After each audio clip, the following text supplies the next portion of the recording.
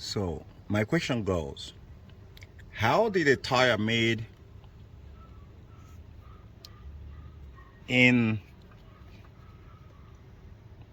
third week of 2027, 9 months, sorry, a tire made in third week of 2007, in 9th month of 2007, still lasts up to 2026.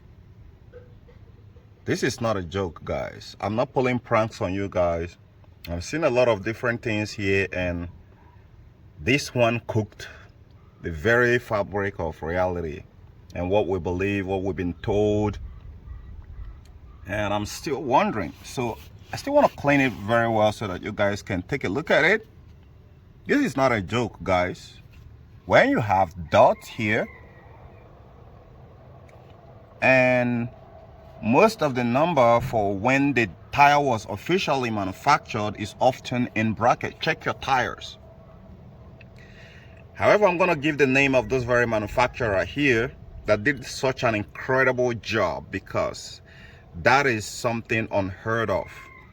Something that looks, that defies the anomalies. And this is for my motorbike. Now, to prove to you guys, I'm not joking, it's fitted on this very bike right here, my Honda CBR 1994 model 600 F3. Now you can see the tires. We can see signs of cracks here because the tread hasn't lost the tread depth. The tread hasn't worn out. We're having a cracks here. My point here is I know a lot of you guys are going to start throwing tantrums. This tire is expired, you need to throw it out, it's going to cause accident. But for the sake of trying to see something different that flipped the narrative, maybe back in 2000s there were more good cars, more good parts, more good quality stuff that are different from what we perceive as quality today. And this one here cooked the very fabric of what we call reality. Quality, it's all completely, it's insane. And let me not waste your time too much.